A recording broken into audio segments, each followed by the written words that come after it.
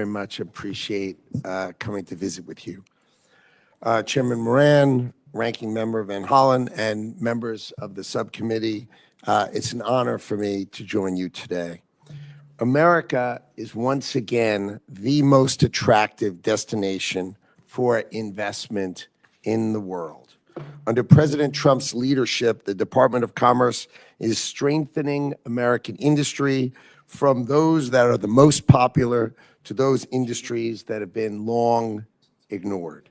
We are focused on building in America and driving our economic growth. We will narrow the deficit of this country, both the trade deficit and our budget deficit, and we will deliver a new era of American innovation. Businesses are no longer looking overseas. They are choosing to invest in America first. Through the President's executive order establishing the Investment Accelerator, the Department of Commerce has already secured trillions of dollars in new commitments from world-class companies and sovereign wealth funds eager to build and invest here in the United States of America. This surge in investment, paired with renewed commitment to fair and reciprocal trade, is reigniting American manufacturing. We are bringing car manufacturing back to Michigan and Ohio. We are reopening steel mills in Pennsylvania. Just last month, I went out to Arizona and welcomed the largest semiconductor investment in the history of the United States of America, $165 billion, thanks to an investment of TSMC.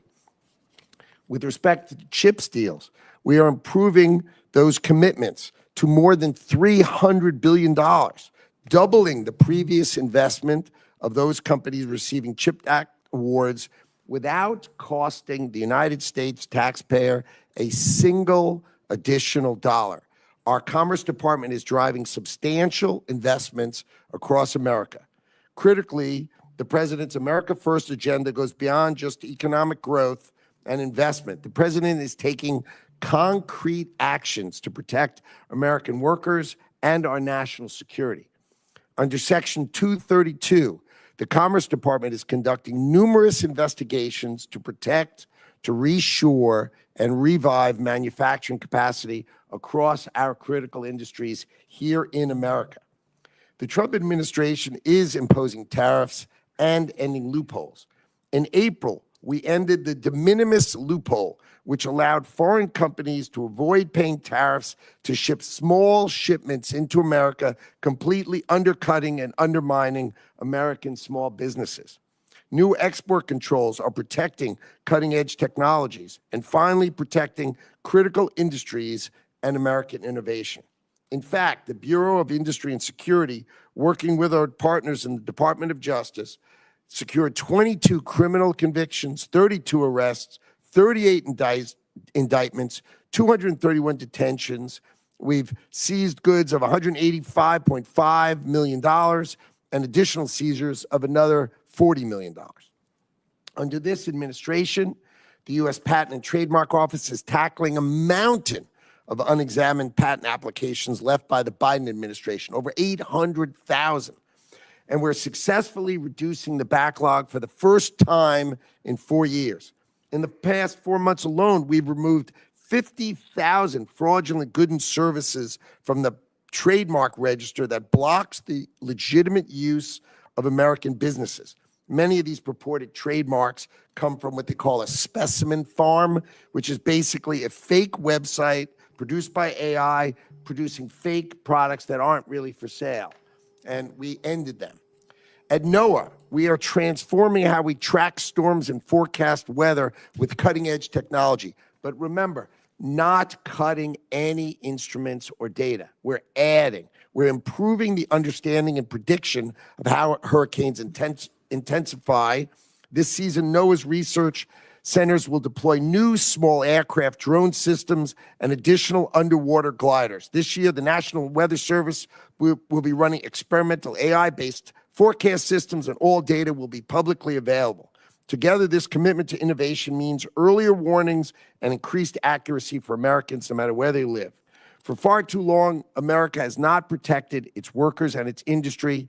Thanks to President Trump and this administration's efforts, we are reversing this trend. We are reshoring critical manufacturing. We are eliminating unfair trade barriers and practices. We are investing in our American workforce. And with your help, we will continue to deliver growth and prosperity to Americans. Thank you for that. I appreciate it. Mr. Secretary, thank you. I recognize now the chairman of the full committee, Senator Collins. Thank you very much, Mr. Chairman. Mr. Secretary, welcome. It's great to see you here today. It probably won't surprise you, given the many discussions we've had about the lobster industry, that I'm going to start with my first question on that. Maine's lobster industry, as you know, is so important to the economy of Maine. And to me as well. I love lobster. And I've always known that.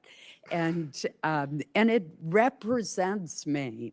It's really an iconic industry for us of hardworking people that sustain many of our coastal.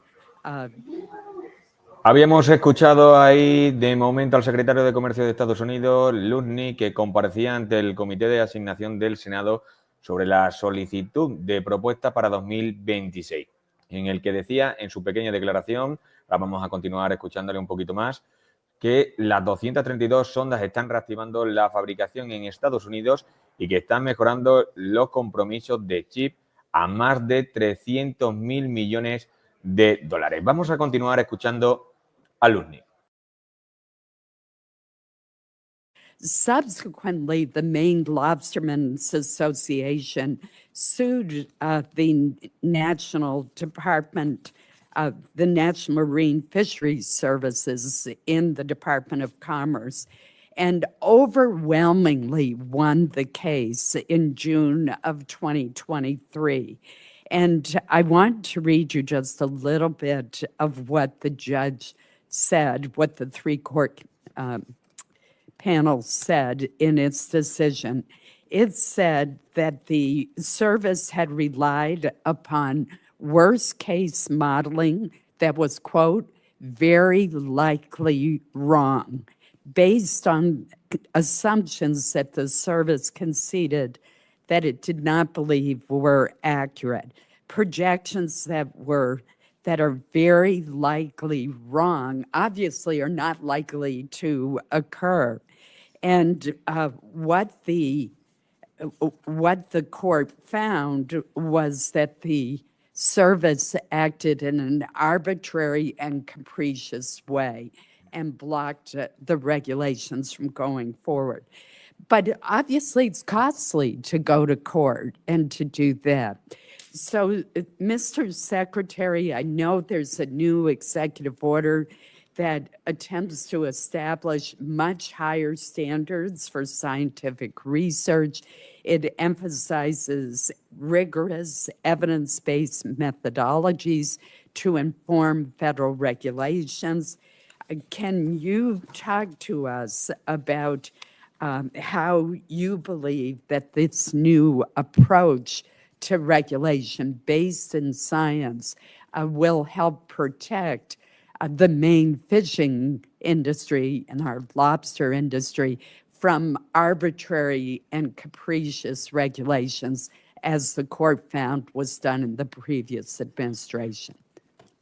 This administration views the Maine lobster industry as an American treasure, and we need to protect it. And you will see as we do our trade deals, right? They treat the Maine lobster industry horribly. And in the UK deal, they said, we will invite you to 10 Downing Street and we will have now a lobster dinner. Okay, so we've opened, for example, the UK to lobster. We think this capricious lack of rigor in our science has got to end. So the gold standard executive order saying only real science, not opinion-based science, has to be the rule. So we protect our fishermen, we protect our ranchers, right? These are key things that this administration is going to drive for. So I completely agree with you. We will protect the great Maine lobster industry because it is a treasure for America. Thank you very much, Mr. Secretary. We've also talked about how integrated the main economy is with Canada. And Canada's our closest neighbor, our dear friend, and our largest trading partner. And so I have been very concerned, and I know the department and you personally are working very hard on this issue about tariffs on Canadian products. Our lobster, our potatoes, our blueberries are largely processed in Canada and then come back across the border. We have a paper mill in northern Maine, in Madawaska, Maine, whose sister mill is right across the river in Canada. The sister mill in Canada produces the pulp that is piped across the river to the paper mill in Madawaska, Maine. So that's how close the partnership is. 95,000 Mainers are not connected to the New England electric grid. They get their electricity from Canada. I just mentioned these examples. 95% of our refined petroleum products come from Canada. 90% of potash, which is used the fertilizer for potatoes, comes from Canada.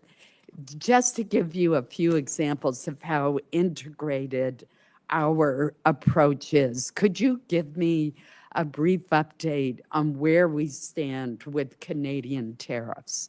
Sure. So the overriding principle is USMCA. So if the products are actually made in Canada and actually made in the United States, they come back and forth, and it's easy for them to fall under the USMCA, and that has no tariff, no tariff. Things that are outside of that, where companies chose to be outside of those rules, and those rules, as you know, have been in place quite a long time. If they're outside of those rules, then they have a tariff on them. They have the fentanyl tariffs, right? Because we needed to close the border and make sure fentanyl was not coming into the country. And people say, oh, Canada doesn't do much in fentanyl. But if you look at the fentanyl rings in Canada, they're often manned by Mexican cartels. So we needed to shut that. And so those outside of USMCA do pay a tariff, but those inside of USMCA are free of tariff. Thank you. If you would provide us with a list of which products are under USMCA, that would be very helpful to us. I believe that a lot of the cases that I've mentioned will be under the USMCA. Correct. And thus exempt from the tariff. But it would be good to have some certainty in that area. So if we could work with you and your staff to try to get a more definitive list, that would be very Sure, that primarily comes from USTR, but I will call Okay. them and I will have it to you. Thank No you problem. so much. Thank you, Mr. Chairman. Chairman Collins, thank you very much. Senator Van Hollen. Thank you. So, Mr. Secretary, I mentioned in my opening comments the RIF plans. On February 11th, President Trump signed an executive order requiring agency heads to plan, quote, large-scale reductions in force, known as RIFs, and agency reorganization plans. On March 27th, Senator Moran and I sent you a letter requesting that you send us the plans the department submitted to the White House. It's now June 4th. We've not received a response. We're in the middle of a budget hearing. First of all, you would agree, would you not, that your reorganization plans are relevant to the committee's consideration of the budget? I think our proposal for the budget is clear, so I think it takes those things into account. Mr. Secretary, let me ask you this. Are you going to provide us with the reorganization plan, and when? I will certainly get together with the department, and we will consider what information we can give you that makes sense. But I'm happy to work with you offline if you'd like.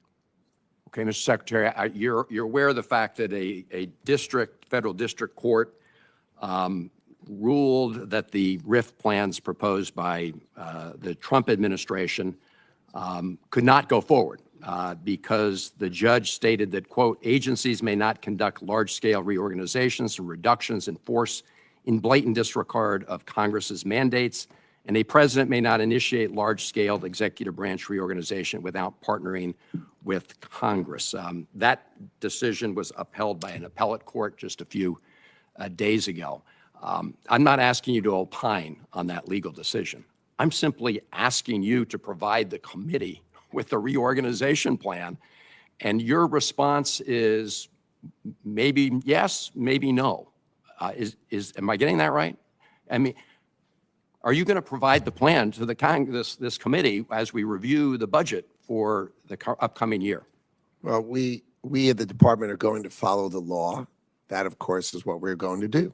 Well, the law actually does require that you submit these major changes to the Senate. Let me ask you this. I mentioned in my opening statement the fact that I'd sent a number of letters to you. Our staff has actually sent inquiries to your team. I have a lot of questions today, but they'll be a lot longer unless I can get a commitment that you and your team will respond to the inquiries we've made. These are simple questions. They don't, and I'll set aside for now the RIF plan.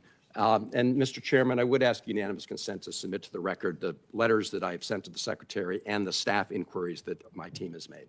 Without objection. Okay. Mr. Secretary, will you agree, say, within a week to get responses to these inquiries? I can easily agree that I will go through your letters, and to the extent I can answer them, I will happily answer you within a week. Well, when you say, I don't know what the letters this is say an as I oversight sit here right question. now. So. Well, okay, Mr. Secretary, their question, I'll read through some of them later in the hearing.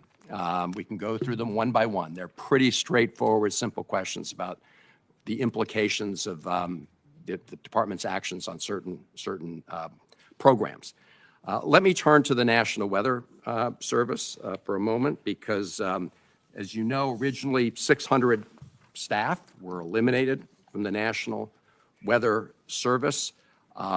Then all of a sudden, it seems the department realized that this was not really a good idea, as many weather stations around the country, and the chairman referenced some of them, said they couldn't be staffed full-time. We have a headline from just May 15th, Washington Post: NOAA scrambles to fill forecasting jobs as hurricane season looms. I know that we're scrambling to try and rehire about 100 or hire 126 people, but Mr. Secretary, it's my understanding that as of today, offices in Kansas, Alaska, and Oregon are no longer operating 24 hours a day. Is that accurate? The department employs 2,100 meteorologists and hundreds of other forecasters, okay? This is less than 5%. We are fully staffed. There are no openings on the National Hurricane Center, zero. It is fully staffed.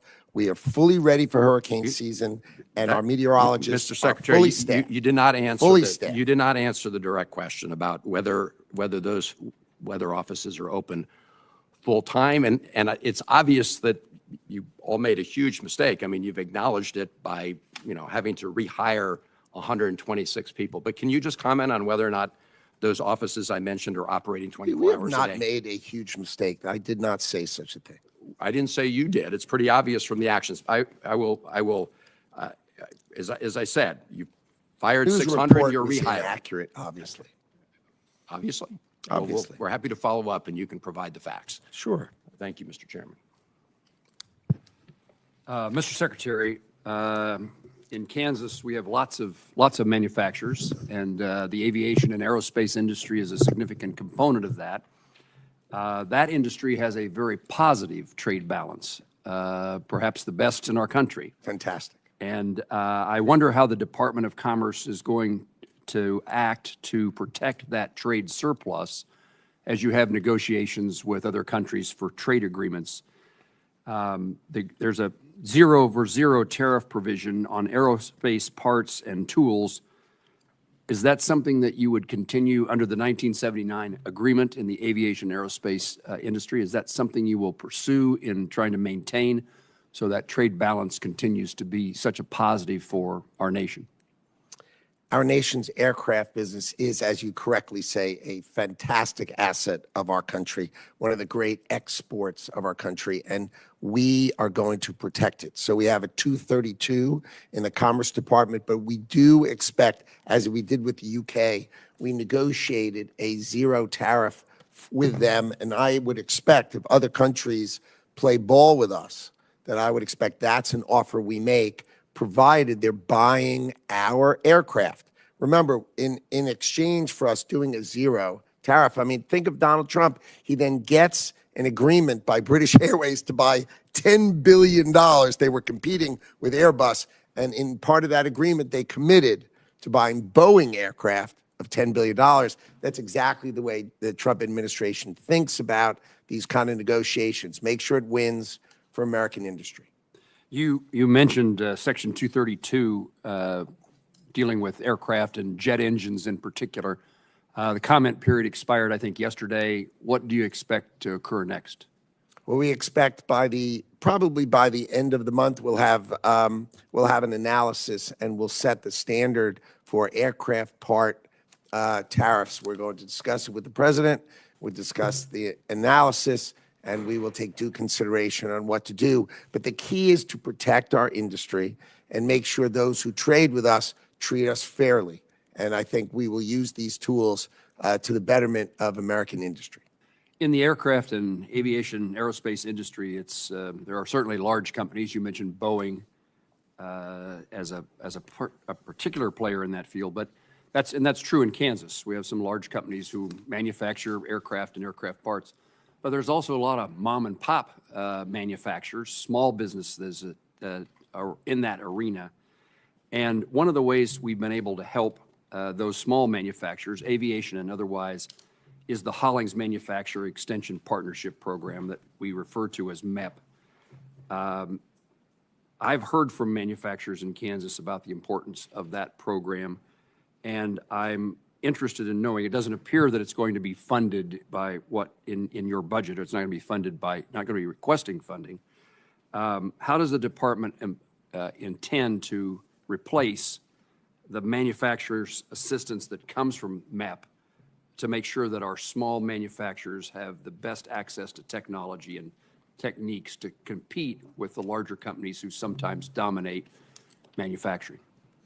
Programs that were set up by the Department of Commerce decades ago to assist in technology for manufacturing tend to be outdated. The new technology is AI-driven, automated. I think we need to re-examine and retool a whole variety of these programs so that we are able to provide the best technological assistance rather than just continuing a program that's decades and decades old. So I'm very focused, and our department is very focused on making sure we're bringing our manufacturers the best tools, and we're examining them, and we will do that. And you know, you have a great plant for Panasonic in Kansas. It's fantastic, and that's exactly the kind of manufacturing we hope to reshore to America.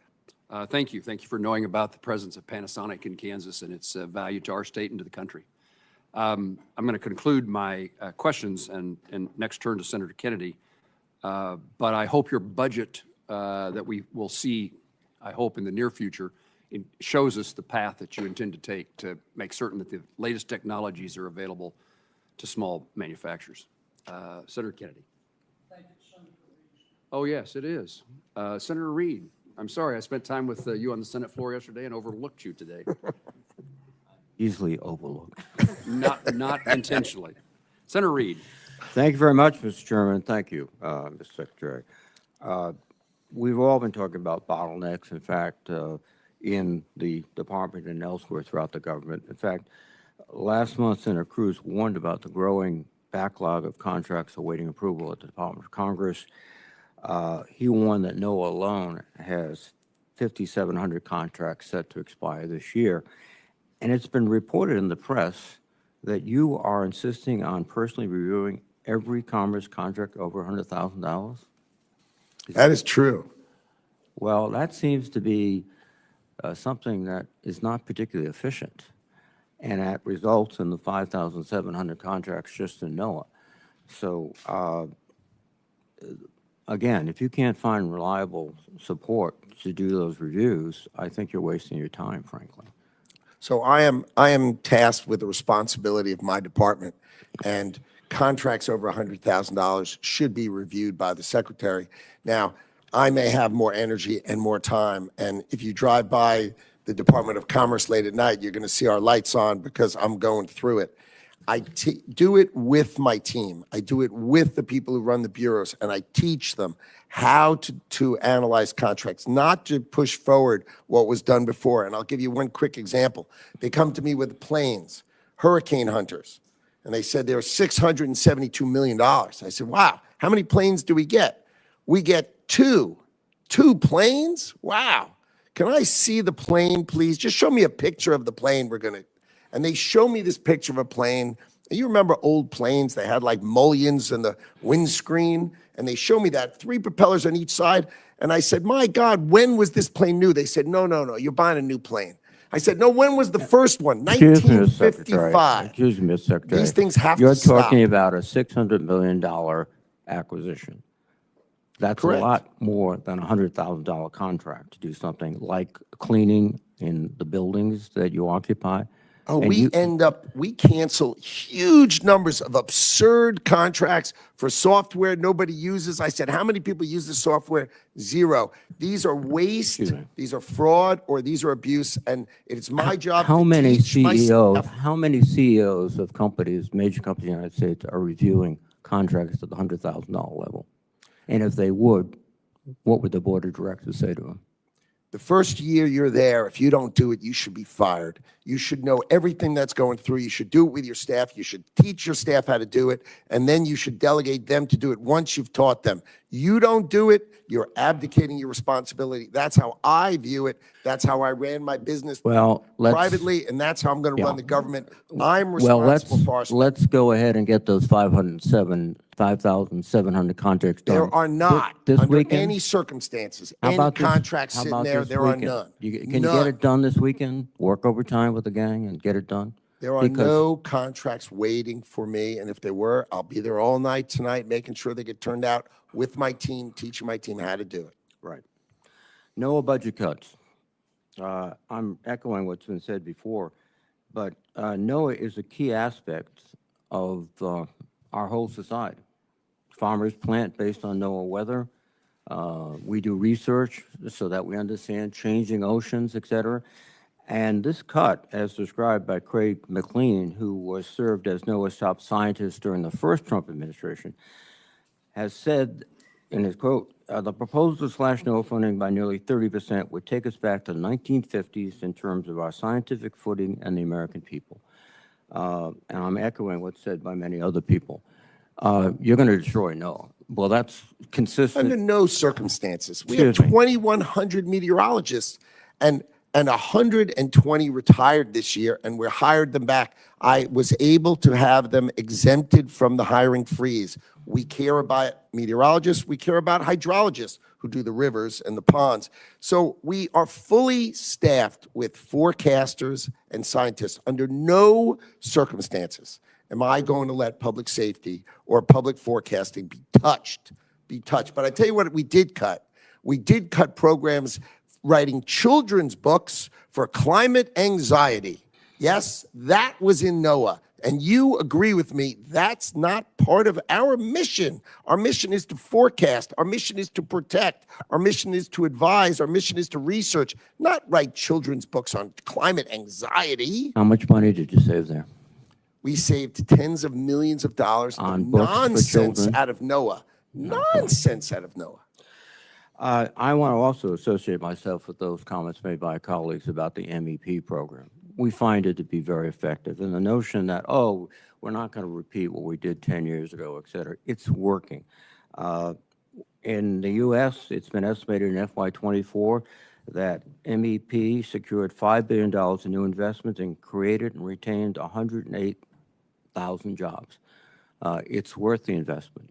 And this notion that, oh, we have new techniques, yes, we have AI, et cetera, but we have very common things that businessmen look for, like how do I establish my financial relationships with banks? How do I get this new equipment, which is not sophisticated AI, it's machine tools. And how do I do that? MEP does this. Thank you very much. Thank you, Mr. Chairman. Now recognize Senator Kennedy, the senator I was been so anxious to hear from.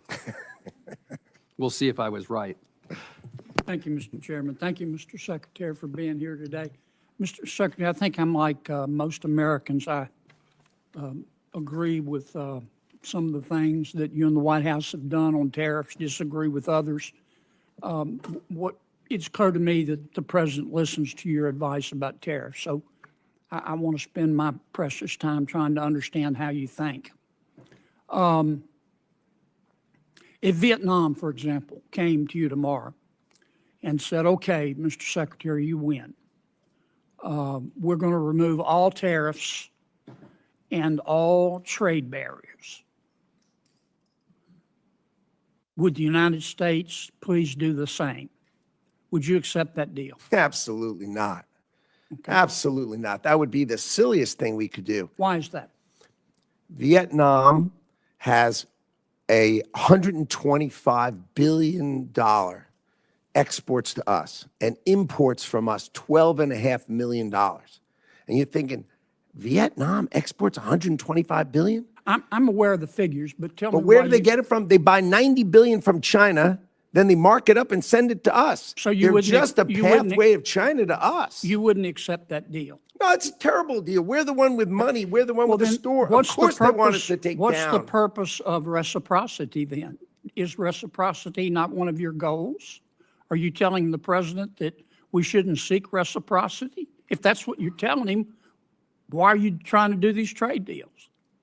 What do we want? We want to encourage Vietnam to produce products they're great at But I want to producing. get back to reciprocity. You just said you don't believe in you don't accept reciprocity as a goal. What are you negotiating in these trade But deals? why would we then? open our bank account and What- their bank account when Why are ours is you 10 times bigger? negotiating trade deals? You're trying to get other countries to lower their tariffs and trade barriers in return for us lowering ours. I think That's true for the things that they'll take from us. That's called reciprocity. Of course. So are you or are you not seeking reciprocity in these trade deals? We are absolutely seeking reciprocity with respect to things that can be reciprocal. But you just said But when they're that importing if a from country- China and sending it to us, You they're just said that if not. a country came to you and offered you the ultimate reciprocity, no tariffs, no trade barriers, in return for us doing the same, you would reject that. Of course, because they buy from China and send it to us. Don't you agree with Suppose me? they said we won't buy from China. Now we're talking. Now we're Would you- talking. would If you it was ex- Vietnam, would you accept that deal? we would consider it. For what things? For What would you want to products? change? Well, there are certain products we want to reshore. We don't want other people making them. We want to make pharmaceuticals here. All right. We need to protect All right, ourselves for let certain me ask you things. this, because I'm going to run out of time. Are trade deficits, are you advising the president that trade deficits are always bad in every situation? No. Okay. When are trade deficits good? Trade deficits, for instance, let's say there was a company that had the cure for cancer. Let's call it Cancer Cure. And we were buying it and it was located in another country. We would obviously have a trade deficit with them because they have the only one of it. An example, our technology companies, our great technology companies, we're the only ones So a with trade it. deficit is okay if they're products we really need. If they're the only ones with it and we can't do it, then of course it's fine. But if we can do it, then we darn well better think about whether we're supposed to do it and whether we want to do it and if it's in our interest as a country Well, to do here's it. what I'm getting at. I've heard you say that well, strike that. I'm running out of time. I want to come back to another subject. Tell me your understanding of the Trade Expansion Act. I don't have a really good understanding of the term. I may know the act, but I may not know its title. You're not familiar with the Trade Expansion Act of 1962 that gives the president almost unlimited authority to impose tariffs so long as you conduct an investigation? You don't know about that? Oh, my 232s, of course I do. Okay. Sorry, I just didn't know the title of the plan, Yeah. but of course I know. Why didn't you advise the White House instead of proceeding under other statutes? Why didn't you advise the White House to proceed under the Trade Expansion Act? The president chose IEEPA because he could do it swiftly and he could do it sweeping in order to address the underlying problems that had created the $1.2 trillion trade deficit that was haunting the United Have States you of read America. the opinion in VOS selections, VUS? I have. What role does the major questions doctrine play in that decision? I am not a lawyer, so I can't speak to it with that kind of precision. That's a litigation that's under current investigation. Are you familiar with the major questions doctrine? Not offhand, but I did, of course, read the decision. Well, about 3/4 of the opinion is on the major questions doctrine.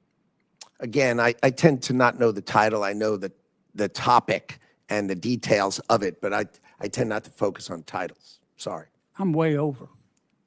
Thank you for your indulgence, Mr. Chairman. Senator Kennedy, thank you. Senator Shaheen. Thank you, Mr. Chairman, and thank you, Mr. Secretary, for being here today. In your exchange with Senator Kennedy, you were talking about Section 232, which is really supposed to be used to help national security, but it is under the jurisdiction of the Commerce Department, as you pointed out, with respect to tariffs. Well, last month I visited a New Hampshire company that makes ball bearings for the aerospace industry, and I agree we should be protecting the aerospace industry in this country. It's our biggest export in New Hampshire, aerospace parts. They were very concerned about the impact of the steel tariffs on their ability to get ball bearings. They said not only has their cost gone up, but the lead time to get the steel to make the bearings, they only have one domestic supplier, while they had suppliers in the Indo-Pacific and in Canada. Those have been eliminated under the tariffs. They said that their lead times have gone from 20 weeks to 2.5 years because of the tariffs. I think this creates a real challenge with respect to our national security. About a good percentage of the work they do is with the Department of Defense. It's in the defense industry. So before expanding these tariffs, did the Commerce Department work with the President to evaluate the impact to our national security supply chain? And have you coordinated with the Defense Department? This is an issue that I've also raised in the Armed Services Committee with the Department of Defense, because they don't seem to be aware of what the impact is on the defense industry of these tariffs. Of course. You did consult with the Department of Defense? And, Of course. And what was the determination about how you address those kinds of extended lead times for companies that are producing equipment that's critical to our national security? It's really a cost issue, not an access issue. Well, not according to this company in New Hampshire. It's an access issue for them. Well, that would be illogical, since it's just a tariff which is monetary. It's not a sanction. It's just a monetary one. It would be Well, more it affects their expensive. ability to get the product, though, to get the steel that they need. No, Yeah, it changes well, the price point, meaning if you're trying to buy it cheaper, the idea for the administration. Well, they is- don't think, I'm not going to argue with you. I'm just going to tell you what this company in New Hampshire has told me, and that is that their lead times have gone from 20 weeks to 2.5 years. And at that rate, it's hard for me to understand how we can continue to support our defense industry when we don't have the ability to get the supply chain that they need to operate. The big issue is you can't fight a war without steel and aluminum production in America. You have to be able to make it. If you don't have the ability to make your own steel and aluminum, you can't fight a war. And that is what the president's doing. He's trying to make sure that we make sufficient steel and aluminum to protect our defense Which industry. I is certainly exactly support. what you're I'm saying. sure all of us support. Sounds like we exactly agree. But I don't agree on the way it's being done, because we're not going to have the steel that we need immediately to provide the supplies that we need immediately. So we need to do a little better planning before we put in place those kinds of tariffs. But I want to go to another And I issue. can explain offline how the steel works, but it goes to a spot price. It doesn't change supply, it just changes price. But we'll go over that offline. Well, let me just say, the company that I've been talking to in New Hampshire understands how it works. And they have a problem. They don't need you to explain it to them. They know because they've been in business for years. But I want to go to the Manufacturing Extension Partnership, because you suggested that this is something that has not kept up with the technology. In New Hampshire, they're doing additive manufacturing, they're doing AI, they are providing additional technology to help those companies. And so I just want to register my support with what the chair, the ranking member, and others have said about the importance of this program. For every dollar invested in 2023, it returned to $24.60 in new sales growth and $27.50 in new client investment. This is a program that makes a difference for companies in New Hampshire. And at a time when we've seen the third straight month of manufacturing decline in the U.S., it seems to me that we ought to be looking at how we can continue to support those industries and support a program that's been working. So I hope you'll take another look at that, and given the bipartisan support for it, that you'll decide that this is something that it's worth keeping because it's helping American companies. Thank you, Mr. Chairman. You do know that my Office of the Inspector General cited the MEP as one of the most participating in waste, fraud, and abuse, because the leaders of these things were just charging huge salaries for themselves. And one of these offices had like a 90% compensation ratio, and others had 60. So the concept is right, but I want you to let our department fix the waste, fraud, and abuse, and let's get back to its core elements, which I think are fine. So we're not arguing about the core elements, but you need to do it correctly.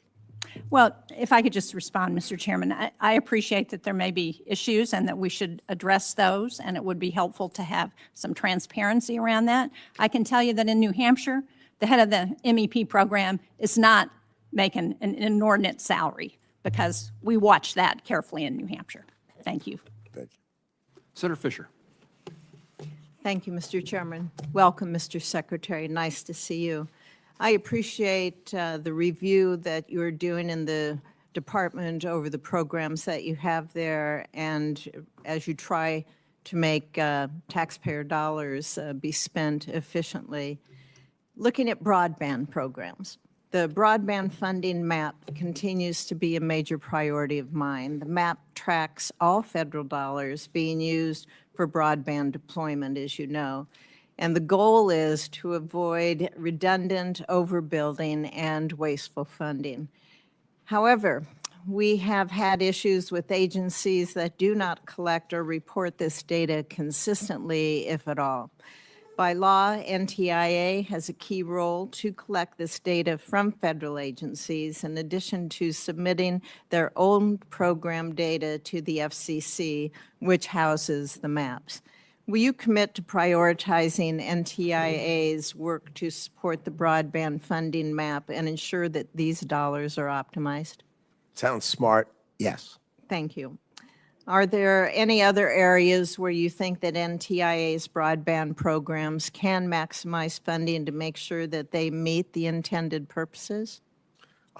We are hard at work rigorously pursuing the details of NTIA to make sure it can be the most efficient and effective along the lines that you were discussing about telecommunications, both access and capacity for growth in America.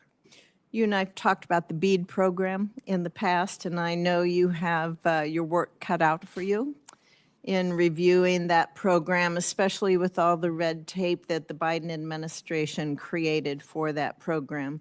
Do you have any idea on the timing for revising those BEAD program rules? Yes, so my expectation is we will put out the notice of funding opportunity, the NOFO, shortly.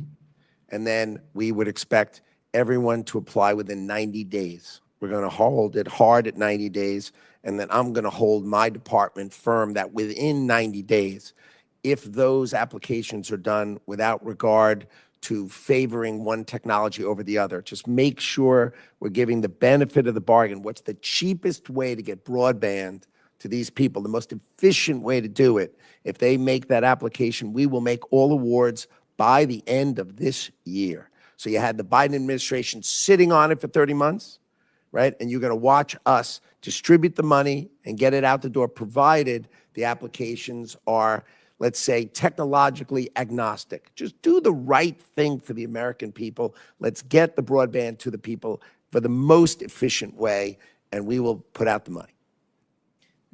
I'm excited to see broadband deployment take place to areas that receive no service. We have a number of companies in Nebraska that are able to do that through the Universal Service Fund, through the BEAD program, to be able to get that connectivity out to these very sparsely populated areas. There's a vastness to my state as to others here. To be able to have that happen, the mapping, back to the mapping, is extremely important, but also to recognize, I think, the investment that many of these companies in my state and in other states have made and have been required to make. So I hope you will take that into consideration as you look at reaching these unserved areas, primarily unserved areas, that need to be focused on. Will you commit to working with many of us here that face those obstacles in order to make those opportunities available to our citizens? I'd be delighted to work with you, so I understand your concerns and that we focus on them. Great, thank you. You have many bureaus and you have many programs to cover in making sure that the department uses taxpayer dollars efficiently. And among these are key grants that support Nebraska's development districts. I was pleased to see that they all received their grant approvals this week. That greatly assists our rural communities across the state. As we move forward, can these development districts rely on consistent communication from the department about their economic planning grants? Communication should be at the top of our list, so that sounds like an excellent goal and strategy for us to try to achieve. I appreciate the openness you've had with my office. I hope that continues with all members of the Senate, so that we can work together. You have an important job. You cover many, many, many areas. You have a broad jurisdiction, and it's very important that these things get done and happen in a reasonable amount of time. So I thank you, sir. Thank you, Mr. Chairman. Fisher, thank you. I'm going to follow up, Mr. Secretary, and just make a point to your response to Senator Fisher's question about the BEAD program. We have many small companies in Kansas and across the country who've applied for BEAD grants. They've done through their state office. Yeah. And I hope they don't have to reapply again, refill out the application that they've spent a lot of time and money preparing and has been filed and approved with the state already. So we certainly need the reforms and changes to criteria, but there's a very expensive process they've been through once before. So please take a look at how you expect a reapplication. That makes sense? Yes. Remember, the key point for me is that the American people get the benefit of the bargain, and we're focused on getting rid of the stuff that's not broadband access, so just all that sort of noise and other things. And then literally, as long as the application is technologically agnostic, meaning, does it matter if it's fixed wireless or fiber? The answer should be, whatever's the most efficient way to solve that, I want to do that, and we will get the money out the door by the end of the year. Nothing you said do I disagree with. In fact, I agree with fully. Just trying to point out there's a bureaucracy that's taken place in the past that we do not want you to replicate. I will try to reduce it. I promise that is my objective. Thank you. I will definitely try to reduce it. We're joined by the Vice Chairman of the full committee. Senator Murray is recognized. Thank you very much, Chair Moran and Mr. Secretary. Nice to see you. Nice to see you. You know, over the last few months, I am deeply concerned because we have seen mass firings at NOAA that are really seriously jeopardizing the weather forecasting that we all count on. Funds have been frozen, grants and contracts have been abruptly canceled, and agencies that were created by Congress in a bipartisan way have been shuttered unilaterally, really ignoring the law and sweeping thoughtful tariffs that are crunching small businesses and raising costs for our families. And we have seen President Trump illegally block some emergency funding House Republicans included in their year-long CR, which has cut off funding your department counts on for trade fairness, export controls, NOAA satellites, and more. So needless to say, I don't think any of this helps advance the department's mission to spur economic growth and strengthen America's competitiveness, and it does leave me very seriously concerned about whether the department is going to be able to carry out its job.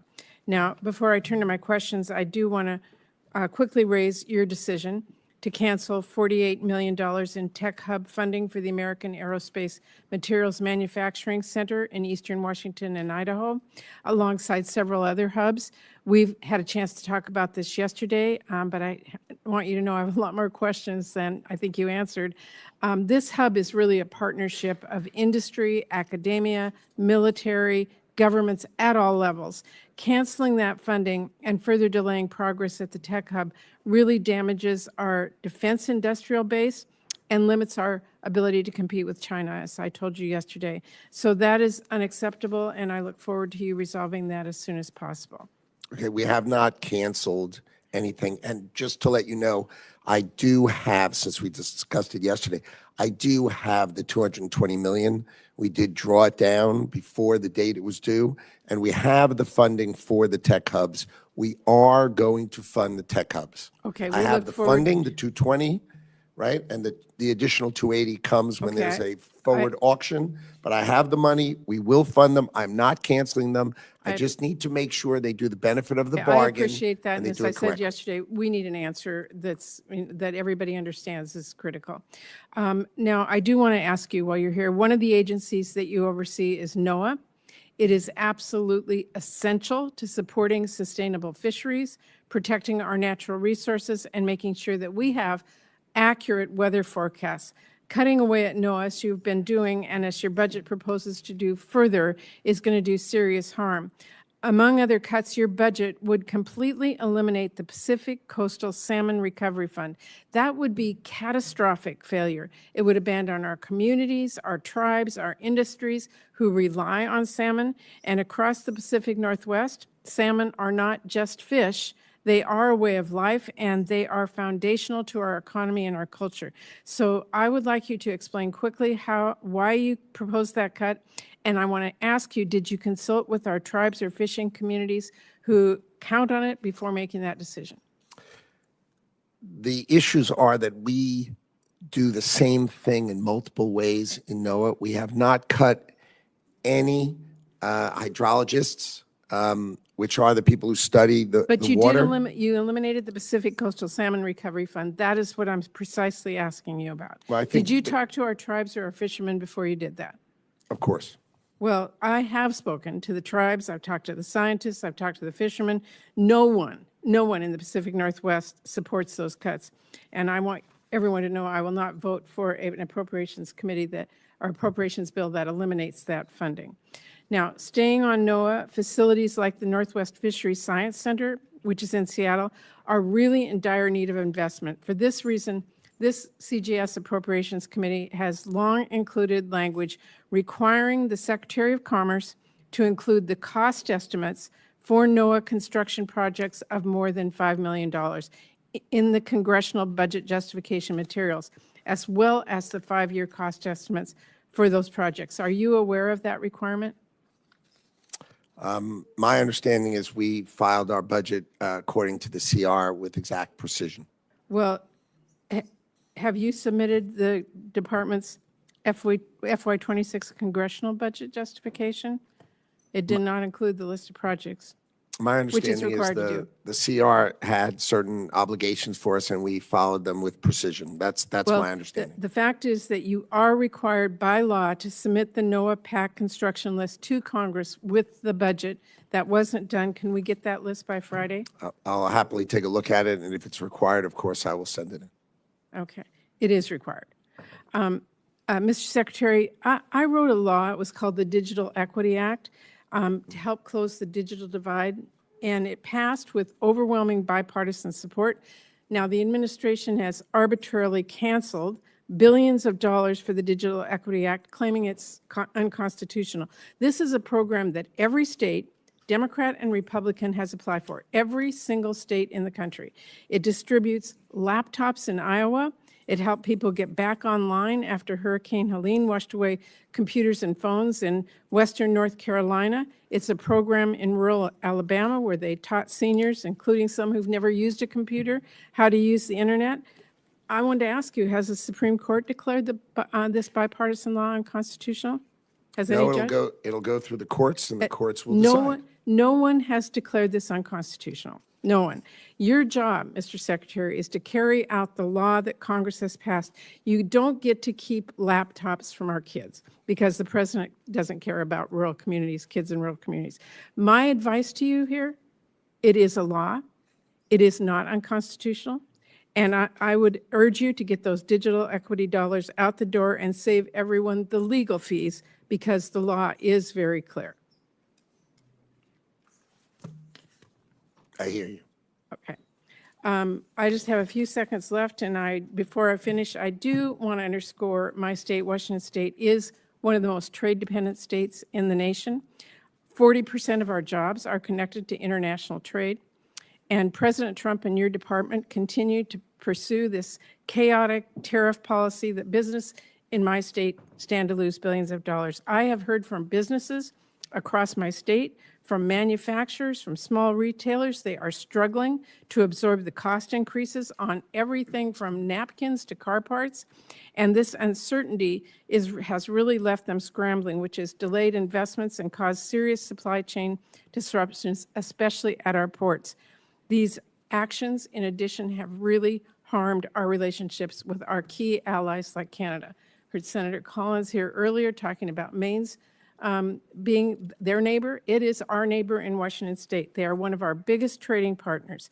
And let me be clear, this is causing chaos, disruption, anger, and we have got to get this resolved because farmers, or our people and our small businesses and our communities are really hurting. Thank you, Mr. Chair. Thank you, Vice Chairman. Senator Murkowski. Thank you, Mr. Chairman. Mr. Secretary, welcome.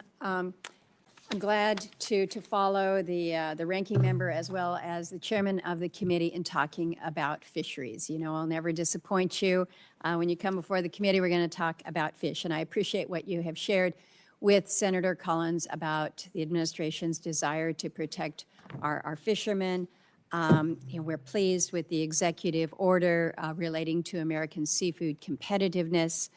I had an opportunity just yesterday to visit with one of our seafood industry leaders in the state of Alaska. I thought we were going to be talking about some of the tax provisions that are included in the reconciliation package, but he basically said, if we can't deal with the trade issues when it comes to Alaska's seafood, we're not even going to need to worry about the tax pieces because the trade implications are going to kill us. In Alaska, Russia has declared war on Alaska seafood, and they have been very direct and very open about it. They are using their dominance in the seafood market to really help fund their war against Ukraine. And the effort is one that we are looking at and needing to make sure, I mean, really desperate to make sure that the administration fully understands the implications of what is happening right now. We've got the largest federal fisheries in the nation, about 60% of America's harvest by volume. Seafood processing is 70% of Alaska's manufacturing employment. The Alaska seafood industry generates $6 billion in economic output for the state. It employs 48,000 people in Alaska. Right now, we have Secretary of the Interior and the Secretary of Energy and the Administrator of EPA up in the state, all focused on that aspect of resource. But the other great resource for our state is our fisheries, and they are in peril. I would ask for your commitment to sit down with leaders of the Alaska seafood industry, those important stakeholders, so that we can talk about a path forward on some of these issues that are really harming our industry right now. Can you give me that commitment that we can work with your team to identify a time to do just that? Why don't you organize it? And it would be my pleasure to come and do it together with you. We can all do it together so we can make sure every topic is on the table and we address it, because our trade policy is out to protect our fishermen, which are a key resource of the United States of America. We are on it. We know about it. I know all about the Russian issues. They've been attacking us for years. This is nothing new, sadly, but let's do it together. And this administration is on your side and is on it. Excellent. I look forward to that, and we'll be working with you on that. A couple more issues. There's been a lot of discussion about NOAA and the budget cuts, as well as with the impact on the National Weather Service. We've been working with the Secretary of Transportation, Secretary Duffy, about aviation safety. We're going to make some headway. There's good support within the budget now to do that, but we have a connection here with the Department of Commerce in that the automated surface observing systems, the ASOS systems as they are known, which provide for the aviation safety, are managed by the National Weather Service. So right now, we're looking at about a 40% staffing shortage. And I've heard what you've said to other colleagues about, you're not cutting in key areas. I need to make sure that we are looking critically at the National Weather Service staffing in Alaska to make sure that we are not compromising in any way the systems that are vital to transportation, commerce, and safety. We need them to stay operational. So if you can just commit to me that you'll look at that. Sounds sensible to me. Another one that works on the safety side, and again, it ties into our extraordinary oil resources. We have to move that oil by ship out of Valdez. It has to go through Prince William Sound, and they rely on the National Data Buoy Center to manage not only the buoys there in Prince William Sound, but over 1,000 buoys that are operated by both domestic and international partners. Right now, we have a buoy, the Seal Rocks weather buoy, that's right outside of Valdez. But the tankers can't leave Valdez unless they get the wave height information from the buoy, the weather buoy that's sitting out there, right? This buoy's been out of commission for months, and we're told it's due to funding for operation and maintenance in NOAA's budget. It's really old. It is needs to be old. replaced. I Oh don't my care God, if how I showed old- you what that looked like, Let's- you and I no. would hold our heads in our hands. We all look at them, and the problem is it's not just the buoy out there at Seal Rock. It is this system, this constellation that is designed to be the information source, the protectorate for the safety. So let's work on this. But I highlight. Gotta modernize it. I We've got highlight to because we've got some work to do, but it all knits together.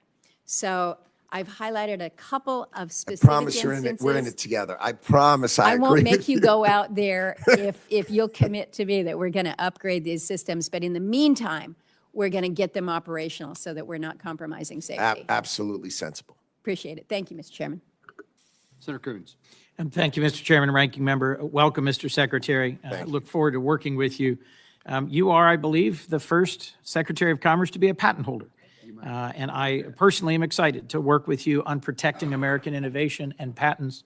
I have 4 different areas I want to touch on: AI chips, patents, the PTO, and IPEC, Manufacturing USA, and the MEP. Let me briefly, in one sentence, say I agree with comments made by members of both parties that the Manufacturing Extension Partnership is worth improving and saving, and I look forward to working with you on it. I've seen it in the field. I've seen the impact it can have. It could be modernized and focused, absolutely. But in my state, they delivered cyber tools to small manufacturers, and they've delivered state-of-the-art support. 1 down. 2, AI chips. What's your sense of the importance of AI to the 21st century? It's my sense that it's going to redefine our economy, our security, and our place in the world. And what's your sense of where U.S. advanced AI chip manufacturing stands relative to the Chinese right now? So I agree with you that AI and the AI industrial revolution is our revolution in our lifetime. It is the industrial revolution of our lifetime. America has invented all of the great chips. And how many chips will we make versus the PRC this year? Currently, we're making 200,000 wafers, right? And we have demand of 10 million. Now, the chips deal that I made with TSMC, the Department of Commerce made, increase that, we'll have 1.2 million wafers. 1.2 million wafers. So we'll be at about 12% of our demand. And how It's much will the woefully PRC inefficient. How much will the PRC make this year of advanced chips? They say they're making them, and they are not. Okay, they do not have. We have restricted the tools to make the highest quality chips. And I think, look, the FT reports that they're making fewer than 400,000 chips. Yeah, I maybe think less probably than that. closer to 200,000. So let's say it's 200,000 of the most advanced chips being made in the PRC, millions in the United States. Let's just agree that this is bipartisan, sustained over 2 administrations, and critical to our future, because we want the most advanced frontier AI compute to be in the United States, the most advanced models to be in the United States, and this to drive this century for the United States. So I agree. My concern is that the diffusion approach of the previous administration, the AI diffusion rule, that mandated more than half of AI compute be located in America, has been set aside without, to my knowledge, a clear replacement. And I'm concerned about the deal with the UAE and what it means if we provide to the UAE a significant quantity of chips without a clear path for a greater amount of compute to be here in the United States. Could you just tell me how you see this new deal? I'm concerned that we are at risk of dependence on Middle East compute rather than U.S. compute, given some of our real challenges. And I don't agree with the argument that's been made by others, not by you, that if we don't provide these chips to the UAE, the Chinese will. How do you view that point? So number one, I agree, and the administration agrees that compute, more than 50% of compute must be on our shores in America. So we completely agree. The deal with the UAE said if you buy a significant number of chips, you will invest in America and build data centers in America for an equal amount of chips. So that investment must be dual there and here. That's required. The AI diffusion rule was very confusing in that, for example, the Prime Minister of Poland hunted me down and said, "What did I ever do to you that you have me as a tier 3? And, I'm part of Europe. What are you doing?" And it was illogical. It was hastily rushed through at the very end of the Biden administration. Our view is we are going to allow our allies to buy AI chips provided they're run by an approved American data center operator, and the cloud that touches that data center is an approved American operator. So we control it while it's over there. Given the shortness of time, thank you. I look forward to working with you on this. I think it is absolutely critical. You spoke with another senator Senator Shaheen, about the urgency of retaining steel and aluminum for our defense. AI compute is going to be absolutely central to our defense. Absolutely. You made a comment earlier, we want to make pharmaceuticals here, in response to, I think it was Senator Kennedy. You're familiar with Manufacturing USA? Yes. One of the things I was pleased to see was that it retained level funding. Yes. There are institutes around the country. There happens to be one in Delaware. Are you familiar with it? It's the National Institute for Innovation Yes. in Manufacturing Yes, it is. Biopharmaceuticals. Yes, it is. And it That is is 2-to-1 private sector match for government investment, and is on the verge of demonstrating a new way of manufacturing at scale pharmaceuticals in the United States. Right. It is critical to our being competitive. I'd love to talk to you about that in more detail. My last point quickly. I agree that there are too many unexamined patent applications. PTO fee diversion in the past has robbed the Patent and Trademark Office of critically needed resources to hire more and better examiners, to reduce the backlog, and to improve that speed. I have a bipartisan bill with Senator Tillis that would permanently prevent fee diversion, which increases the backlog. Would you work with me to support that? I'll be glad to work with you. I think the Patent Office is one of the least understood and most incredible value for the United States of America. I think we undercharge. Yep. The fact that we have our amazing judicial system, that you can have access to it for $2,000. $2,000. And the U.S. judicial system should just do whatever you want. Seems extraordinary. Now, we want the price to be low so that the inventor can come in. But over time, I think we should have more money, and I think that's something that we're going to talk about. So I want to make sure we capture the benefit as well as the cost that's coming from the Patent Office. There is a long-standing but underutilized capacity, the Intellectual Property Enforcement Coordinator, that is meant to corral IP enforcement across the administration. I'd also like to talk to you about why I think that should be funded and why we need some function like that, no matter how configured. I look forward to talking to you about it. Thank you, Mr. Secretary. Senator Merkley. Thank you, Mr. Chairman. And I believe the chairman has already raised the issue of the manufacturing extension partnership. Last week, I met with about 20 small manufacturers in Oregon who had benefited from this, and they were telling me their stories of how much more they'd been able to increase their efficiency due to the expertise brought to bear through MEP. There are 13 MEP centers signed up to recompete their 10-year cooperative agreements. I don't think that process has been initiated yet. Are you planning to initiate that process soon? Well, I have to sort of sort it out with, I have the Office of the Inspector General has been really, had a very, very negative report. So we need to clean it up and we need to modernize it. So that's what we're working on. And then we're going to go forward, try to figure out what to do next. Can you meet with those of us bipartisan fashion that have seen the powerful impacts on supporting American manufacturing by small businesses through MEP to maybe go over the Inspector General's comments and think about how, if we need to reform the system, we can reform it, but then we can get this renewal, this contract. Well, that sounds like a renewed? great idea. I'd be glad to do that. That'd That be sounds great. terrific. Thank you. I wanted to turn to the CHIPS world.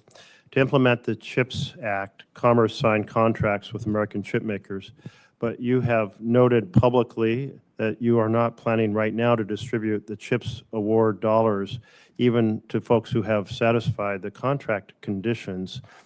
So just to be clear, yes or no, are you currently withholding the funding to chip makers who already had these contracts? I think the benefit of the bargain, there are numerous contracts that can be made better. For example, the TSMC contract had a $6 billion award for $65 billion of building, and then we were able to modify the award for the same $6 billion of funding, but $165 billion of building. I think commitments of 4% or less are more appropriate than a 10% funding. Just seemed overly generous, and we've been able to renegotiate them. So if the question is, are we renegotiating? Absolutely, for the benefit of the American taxpayer, for sure. Well, I'll just note that I'm concerned. I'm concerned because the whole goal was to reinvigorate American chip manufacturing.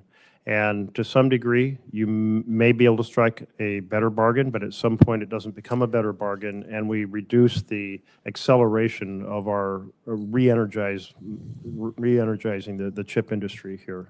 I can't be more confident than if you spend time with us, you will see that all the deals are getting better, and the only deals that are not getting done are deals that should have never been done in the first place. But all the deals are getting better. Micron offered to go from 25 billion in commitments to 60 billion in commitments. I mean, the commitments of building in America are going better. We're just getting more value for the same dollars. So we are planning to distribute money only if we get much more building in America, which we both agree is totally in the interest of America. Well, I hear your point. I will say that when companies find, when they put a lot of work into striking a deal, that contract then is up for renegotiation down the line, that also kind of discourages folks from being able to rely on the contracts that they've struck. So I'm just registering concern about that, and hope the rest of the deals that were struck, if they can be renegotiated to the favor, I hope they can be done and we can proceed, because I don't want to slow down the work that we invested in a bipartisan fashion to reinvigorate chip making here in the United States. Sure. Thank you. I wanted to turn to the tech hubs, and the department has canceled a number of, well, I think quite a few of the tech hubs awards, and maybe it's a similar situation. I think you're planning to recompete them, correct? Correct. And in doing so, are you committed to a full and fair process with no discrimination against those who won in the first round? Of course. Absolutely, great. I appreciate that.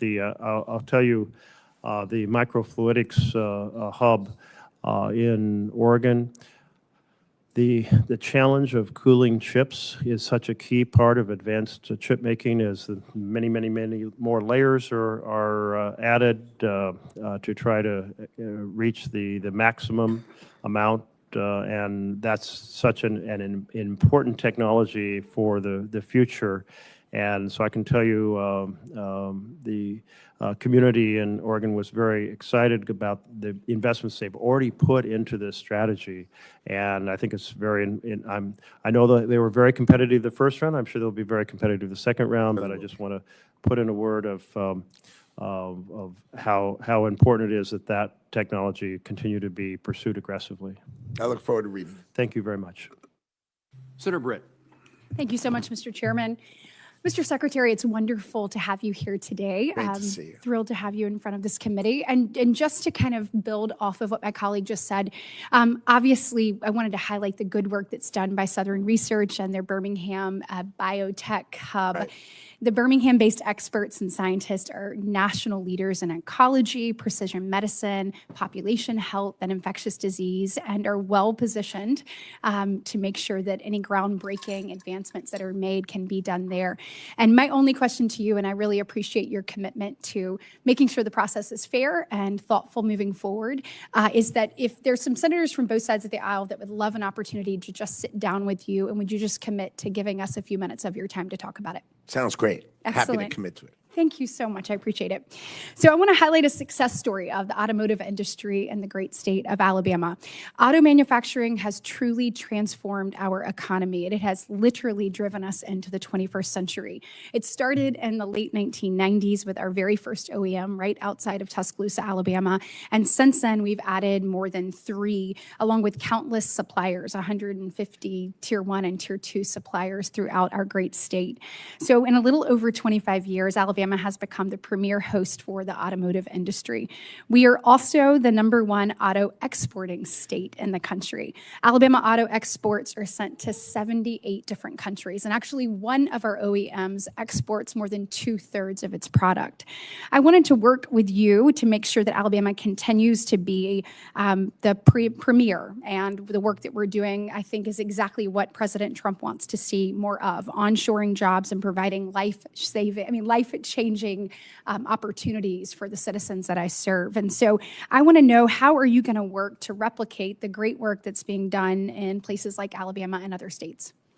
Our objective, especially in auto, is to reshore. I think we have $250 billion of committed reshoring in auto alone. And I know that Alabama, they love, for whatever reason, you've done a great job because they love Alabama. And I think you're going to be your state's going to be a great beneficiary. As Senator Graham knows, they love South Carolina just the same. That's right. So auto is coming back to America, and the president is on it, and he's driving it, and we feel it every day. Good. Right? You had an announcement the other day by General Motors saying they were bringing their engine manufacturing back into America. That's I mean, these are the things we need to employ our people, and it's coming. So And I know thank you considered an export credit. Is that something that's still on the table? The idea of the export credit comes with a trade deal. Okay. If you're a country and you're willing to open Japan, Korea, who export to us, right? If you're not willing to open your market, why are we giving you anything? But if you're going to open your market, now let's talk. And that's exactly the president's view. If you don't want to open it, you can pay a tariff. If you want to open it, then we're here to talk. Well, we hope to continue to grow the automotive industry in the great state of Alabama, and just want to set the record straight, and I appreciate you saying it as well, but these are jobs that change what is possible for the people in those communities, and they have been able to achieve the American dream as a result of these opportunities, and we want to make sure that they keep coming. So thank you so much. Last month, you launched an investigation into the effects of the U.S. national security of imports of commercial aircraft, jet engines, and their parts. Mobile, Alabama is home to the 4th largest manufacturing location for commercial aviation in the world.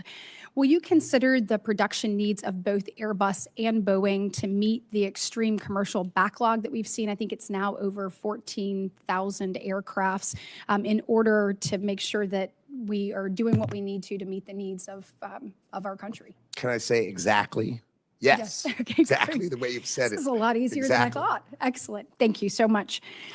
Okay, can you help us understand how the administration might address companies that are actively investing and onshoring today so that they can supply domestic customers with their U.S. operations? And when I'm looking at this, I'm talking about aluminum, and we're looking at kind of the president's tariff policy as it continues to work to rebalance the U.S. economy through the onshoring of manufacturing activities and the fortifying of domestic supply chains. So when you're looking at stuff like aluminum and other things, kind of how are you approaching that from your perspective? The steel and aluminum industry are huge. To produce steel and aluminum, you have the biggest input is power. Imagine melting that iron ore, that power. And so what happens is the foreign governments subsidize their utilities, and they provide the electricity just too darn cheaply. And so what happens is the Chinese and these foreign governments, they just dump steel on us. They crush. We've had 40 steel mills, and now we have 10. And as the president says, you don't make steel, you can't fight a war. So he's protecting that industry, bringing it back. You're going to see more steel and aluminum furnaces and mills in the history of this country be built over the next 3 years. And they're all committed to it, and they're coming. Yeah, and we're proud to do that in the great state of Alabama as well. Thank you. Senator Peters. Thank you, Chairman Moran. Secretary Lutnick, good to see you here. Thank you for being here today. Nice to see you. I know you've talked about this issue a fair amount today, but it's important to me, and I want to bring it up as well. The National Weather Service forecasting offices are absolutely critical to public safety, and I know my colleagues have raised this issue, but I think it's important for me to restate so you just know how important it is for all of us here. The employees in these offices issue weather and flood warnings, as you know, maintain critical observation equipment, protect life and property, and literally for decades, they've always been open 24/7 because weather happens at night too, not just during the day. It happens all the time. However, we have a self-inflicted staffing shortage on the part of your department that has left us with too few employees to ensure round-the-clock operation in a number of locations around the country already. And has also left other offices, such as the one up in Michigan's Upper Peninsula in Marquette, spread so thin that they're concerned that they will not be able to provide the 24/7 coverage. So this is a major concern for us, particularly in a very rural part of the state. And while I was happy to see Monday's announcement that the National Weather Service has been granted an exemption to President Trump's hiring freeze, you never should have allowed like things to get to that point in my mind, but I'm happy that that's happening. Certainly it's people's lives we're in taking. So I'm going to ask you just a yes or no question. So this will be really short, and then we can get on to another issue. Will you commit to me that the forecasting office in Marquette, Michigan will not cease its round-the-clock operation? Yes or no would be great. You don't understand it yet because no one's explained it to you. These are hard drive computers, literally, that no one has seen in 25 years with green screens in these offices. They should be on a cloud. Our 2,000 meteorologists should be able to watch them round the clock. The concept that we're talking about, a green screen and a hard drive. So the answer is no, you're saying? No, we were going to modernize it. We are going to staff those offices. I can commit that we're going to staff those offices, but I will commit to you that the next time you see me, the concept of having 3 people at some regional office will be laughable because our 2,000 meteorologists and our hundreds of hydrologists will be able to stay and forecast and protect us in a modern way instead of these green screens and hard drives, and it's hard-coded and it's absurd. Okay, so a no answer, a no answer. One of Congress's biggest bipartisan achievements, I think, over the past few years was the passage of the BEAD program, which gives funds to individual states to connect every citizen to the fastest, the most reliable internet that's possible. Right now, your department is slowing down these broadband projects and has a 90-day freeze. States are ready to move forward. Michigan's ready to move forward. Broadband providers are standing by. And the summer construction season is already underway, and it's a short season in Michigan, particularly in the northern parts. Unfortunately, you've indicated your department is planning to release new rules that would force states to restart their bidding process and tell states that they can't choose which are the best performing broadband technologies for their individual community. You've said that you care about efficiency. I appreciate that. But let's be clear, forcing states to start a process over would waste millions of dollars, add months, potentially years of delays to shovel-ready broadband projects that are ready to go this summer, especially in states like Michigan with a short building season. Millions of Americans, including over 250,000 Michigan households, are on the brink of receiving low-cost, high-speed internet. And your department, I believe, shouldn't stand in the way of this. So again, another yes or no question. Do you agree that it would be a huge waste of money and a disservice to Americans who need reliable internet service to restart a bidding and proposal process? No, the Biden administration had 30 months and they did nothing. We are going to say within the next 90 days, as long as you are technologically agnostic and you agree to provide the broadband at the cheapest price per user, then we will get it 90 days for application and out the door by the end of calendar year 2025. 30 months under Biden, no funding, 100% under Trump administration by the end of 2025. That's impressive. And you should at least agree if we get it all out by the end of 2025, that'd be super. Well, we'd like to have a faster than a 90-day process. The states have been working on this for some time. The state of Michigan is there. It is technology neutral, so that is something that you've talked about. Well, then it should be easy. And it should be easy. Right. And if they're technologically neutral, it'll go like that. Well, can I work with you to get that done for Michigan? Sounds great. I'm happy to do that. Great. Thank you. That's super. Thank you, Mr. Chairman. Senator Graham. Howdy. Nice to see you. All right. We're going to do this real quick. President Trump's decided that whatever you charge us in tariffs, we're going to charge you. Has he decided that? To a point. Yeah, okay. To a point.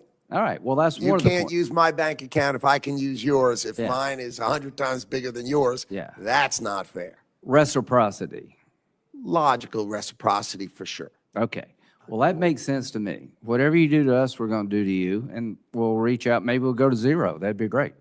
But the idea of pushing back against people who have higher tariffs than we do makes sense.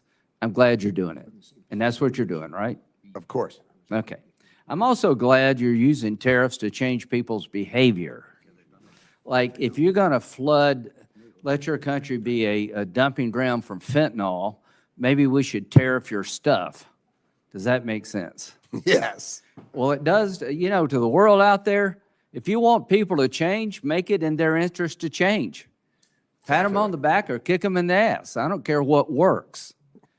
So in Mexico, these labs are out in the open.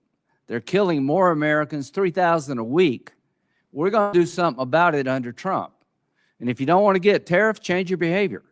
Well said. If you manipulate your currency as an unfair trade practice, you're going to get tariffed, right? Well said. If you close like agricultural markets in France, you're going to get tariffed. Well said. If you require a business partner, Chinese business partner to American company in China, then that's no longer acceptable. It'll just cost money. Cost money, and they can cheat and steal our stuff. They do. So these tariffs have a purpose, to make us safer and stronger. And we've been talking about China. We've been talking about getting ripped off. I want to thank you and President Trump for doing something about it. Is it fair to say there are a lot of people who would like to talk to you about new trade deals? That is definitely true. Okay, I can tell you the major car companies in Germany came over here and met with the president. Are you aware of that? I was in the room. They make BMWs in South Carolina, Volvo. They make Mercedes in Alabama. And they talked to you about making more of the car in America, didn't they? Oh, they offered almost $100 billion in investment in America. So thank you to those car companies. Absolutely right. The American dream is to own a German car. As long as it's made in, if it's made in South Carolina, that sounds fine to me. I own one. Bubba makes wheels, BMW. So what you've done is you've got people to come here and talk to us differently. They're talking about making the engine now in South Carolina, right? That is correct. They're talking about more content in South Carolina. That is correct. And this export credit makes sense to me. The 70% of the cars, 60% made in South Carolina, are sold overseas. That helps our balance of trade. Do you agree with that? I agree. Okay. So this is working, folks. Some of the agree. tariffs, maybe I'll have a problem with, but what you're doing, good. You're telling people, if you rip us off, you're going to pay a price. Stop poisoning America. Stop cheating. Stop closing your markets. Now, do you know that China and India buy 70% of oil from Russia? I do. Do you think it is helpful for China to buy cheap Russian oil to keep the Putin war machine going? Is that a good thing for China to be doing? Doesn't sound good to me. Good. I'm going to give you another example of how we can use tariffs. We want peace. We're not out to humiliate Putin, but we want to stop the killing. To China, you're propping up Putin's war machine. You're the largest purchaser of his cheap oil. You're providing component parts to his military. You want to be normal? Act normal. We have legislation in the Senate that would have put a 500, make you look weak, Howard, 500% tariff on any country that props up Putin's war machine. And we'll have a carve-out for any country helping Ukraine. You're good to go. So China, if you want to avoid tariffs, help Ukraine. This is coming, Howard. We've had it with this war. I appreciate President Trump talking to Putin, sending Witkoff over, trying to make it a win-win. He ain't interested in peace, so the Senate is ready to roll.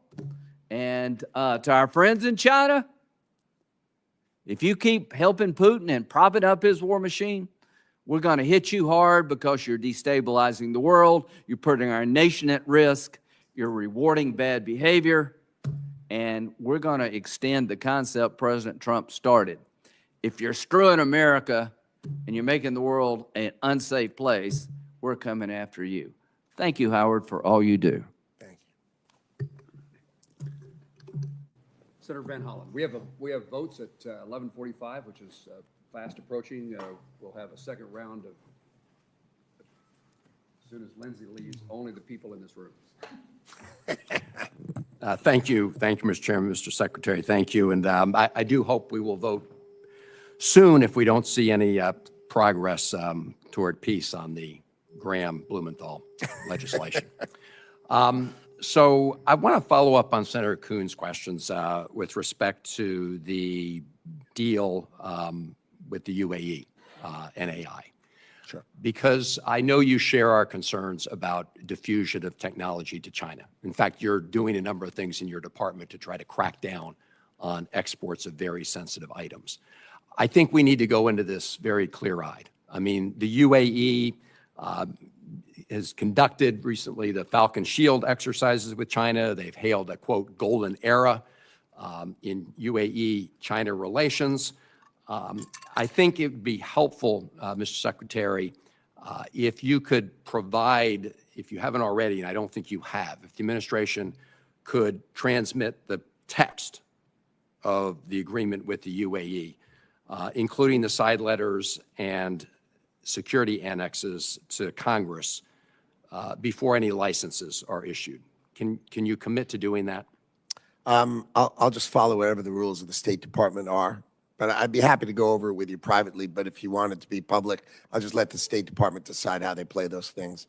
That's for them to decide, not me. Yeah, I think it would hopefully allay some concerns, and I have some very big concerns about the agreement as I currently understand it.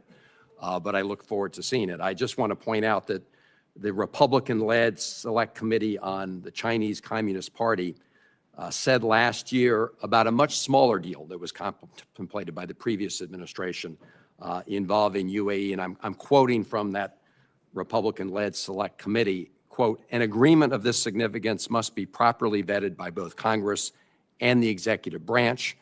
They also called on the National Intelligence Council to provide Congress with an official assessment of the risks posed by the deal between Microsoft and G42. And they went on to say only once the agreement has received this level of scrutiny should the U.S. government allow it to move forward. Do you think that was good advice from the Republican-led Select Committee, Mr. I don't know what the topic they were addressing was, but Well, this was done in the whole of the administration, talking through it, and it's not a legally binding commitment. It's a framework on which to pursue things. I understand that. I think the concern is that we make sure that we lock down the terms, at least that we understand the terms, or Congress has some information about the terms as we go forward. That's not unreasonable, is it? No, as I said, I'd be glad to go over it with you, but if it's that you want me to transmit it, I think the State Department would have to say that's okay, and that's just their prerogative. Understood. Quick question on the Patent Office. And I agree with Senator Kuhn's comments and yours as well about the importance of the Patent Office. I've also been concerned about DOJ getting access to unpublished patent applications. That's not happening. No, not happening. No, that's just no, and I gave a little laugh of no. You heard all that. So you can provide 100% assurance that that's not happening. Okay. 100%. No. Thank you, Mr. Secretary. problem. I appreciate that because that would be obviously of great concern. So look, I look forward to the chance to get together. There are lots of statements you've made over time. I'm not going to take the time today to interrogate you about them all. Although I do want to ask you this one question. I assume after yesterday you're no longer advocating people buy Tesla stock. It was on Jesse Waters. He showed arsonists burning cars and attacking a company. Then he showed Tim Walz literally attacking Elon Musk's stock. Yeah. Not the man, not the product, literally his stock. And I just thought, a terrorist attack on a great American stock seemed to require a response from me. And that's why I understand, Mr. Secretary. I think probably you would agree that Secretary of Commerce probably should not often be offering suggestions on stock purchases, but I'm going to leave it at that. I'm not going to go through some of these other statements today. I do want to end, and I'm going to pass it over to the chairman where I started. I do hope that at least from our experience so far in the first 4 months, when I say ours, I'm speaking at least for the Democrats on the committee, that we can hit the reset button with you and the Department of Commerce. And I would welcome the chance to sit down with you and go over all of these issues, because we've got a budget to deal with. We hope that we can resolve it. I'm going to be working in good faith with the chairman. So can we get together and go over a number of these issues I've raised and some that I haven't? Be my pleasure. Thank you, Mr. Secretary. I think you've been truthful to that last sentence. It'll be my pleasure. Why not? Mr. Secretary, just a couple of wrap-up things. First, I've been involved in trying to make sure the United States is prepared for foreign visitors to our country, particularly with the FIFA and the soccer tournaments that are approaching quickly. Huge. The U.S. Olympics is in Los Angeles. We have great opportunity to showcase our country, and I want to make sure that the Department of Commerce is interested and pursuing opportunities to make sure that the visitors are eligible and able, those who are eligible to be here are here. We need help with the State Department in regard to visas. Communities need infrastructure support. But I just want to highlight that the tourism and travel industry is something that is important and should be very important to the Secretary of Commerce. And I'd love to hear your thoughts in that regard. It is. In ITA, we have a group dedicated to tourism. And I mean, this is a wow, right? We've got the club championship, right? The FIFA Club Championship, FIFA World Cup, the Olympics, and our 250th anniversary. I mean, this is, if there's ever a time for America to shine, it's right now. We've got to take out all the stops and make sure we are putting our best foot forward, and I'm happy to work with you. We've got to make sure the Department of Homeland Security and the State Department issue those visas, and we've got to make sure our infrastructure is there and the tourism experience is second to none, and I'm happy to work together with you on that purpose, because this is just a great opportunity for America. Mr. Secretary, Senator Klobuchar and I co-chair the Senate Travel and Tourism Caucus. I'm not exactly sure what the name of it is, but this is a highlight for us. Oh, I testified that I'm not good at names either, right? I know the content. I know but the content. The title, I know I'm the not title really, of the caucus. But we need to make certain that we are prepared, and those days are fast approaching, and I look forward to working with you to make sure that's the case. And working with ITA, President Trump appointed a interagency organization to coordinate activities within the administration. I think that's very useful, and I hope that they're hard at work.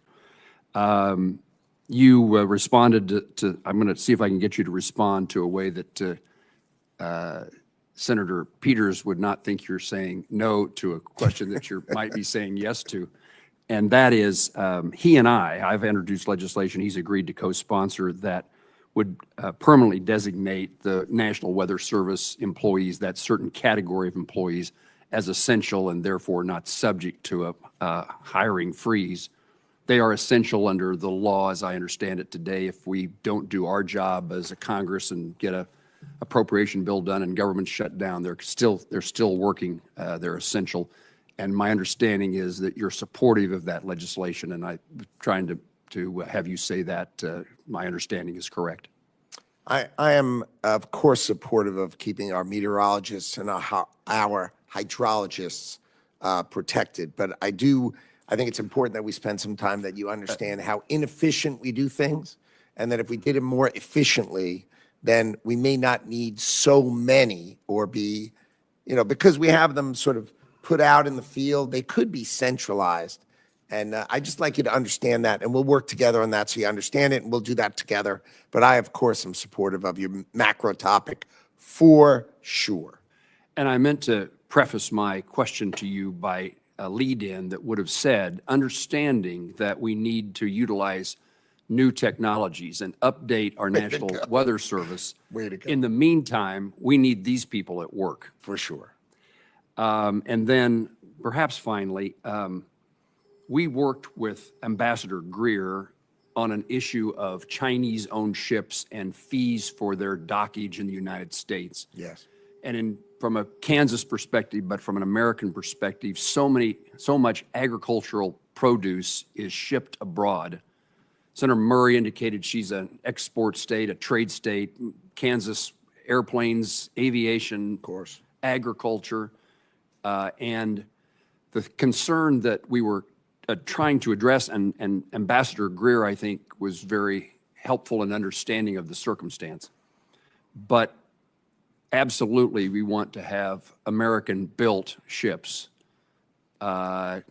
transporting our goods around the globe. First, we have to make some. We have to make some, and that's the That'd be problem. good. You've already hit on my point. In the meantime, we can't punish those agriculture producers and ag companies who export our ag products around the globe because they can't yet get an American ship. So cart and horse, once again, would you commit to me that you'll be helpful to that cause in making sure that we don't damage agricultural exports while we take the steps necessary to, over hopefully a short period of time, move our country in the direction of manufacturing ships again?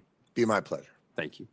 Mr. Secretary, it's my common practice to give the witness, I hate to do this because you might actually take advantage of it, which is the opportunity to correct, to set the record straight on something you said, wish you to expand upon. I just want to give you the last 60 seconds to say anything that you'd like to say to make certain we understand a point that you were trying to make. No, I just want to thank you for the respect, the demeanor, the way this whole hearing was arranged. I appreciate it. I appreciate you both, and I want to say thank you. Thank you, Mr. Secretary. I do want to join on behalf of all of my colleagues and indicate that this committee, this subcommittee, and the full committee needs information from the Department of Commerce, and particularly by law, the department is required to provide us with FY25 spend plan, which we need and want, and I'm hoping that you'll commit that we will see it soon, and I'll ask you that question. And also, we of course are lacking the details of the president's budget, and we're hopeful that is provided to us as quickly as possible. Can you commit to providing us with the spend plan and the budgetary information just as soon as the budget is finalized? Well, my understanding is we filed that which was required by the CR with precision, but I'm happy to work with your office if there's more information you'd like or need. Let's go over it together and we'll try to sort that out. Okay. If you'd take the word spend plan back to your staff and ask if they could find where that is and give it to me, that'd be Okay. a wonderful outcome. I hear you. All right.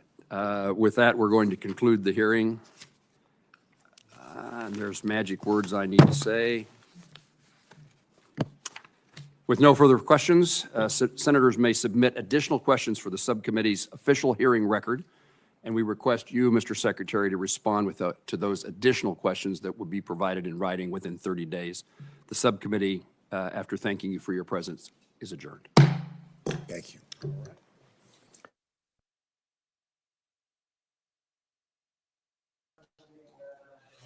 Pues escuchábamos al Lutnick que hablaba pendiente y dejaba varias declaraciones importantes que le vamos a resumir enseguida. Una de ellas, de estas declaraciones del secretario de Comercio de Estados Unidos, de Howard Lutnick, que ha comparecido ante el Comité de Asignación del Senado sobre la solicitud de presupuesto para 2026, era la que decía que van a establecer aranceles a las aeronaves a final de este mismo mes. Era una de las importantes declaraciones que decía el secretario de Comercio de Estados Unidos. Otra de ellas también era que si Vietnam, le preguntaban, oye, ¿Vietnam puede eliminar los aranceles? ¿Qué haría Estados Unidos? Pues habían dicho que si no eliminarán, Estados Unidos no eliminarán esos aranceles, si Vietnam lo quita, es decir, no será algo recíproco. Y por otra parte, también han dicho que esos propios aranceles lo que quieren hacer es hacerse fuerte en productos como los farmacéuticos. También Lutnick ha sido preguntado por el tema de por qué Trump había elegido la IEPA, es decir, la Ley de Poder Económico de Emergencia Internacional. Pues lo justificaba diciendo que era rápida y de amplio alcance. Por eso había elegido el presidente de los Estados Unidos esa ley para facilitar el tema de las gestiones de la Casa Blanca. Esto es todo desde Negocios Televisión. Quedan ustedes pendientes de la actualidad económica y política en esta casa, donde tendrán otros paralelos y otros directos de asuntos económicos y políticos.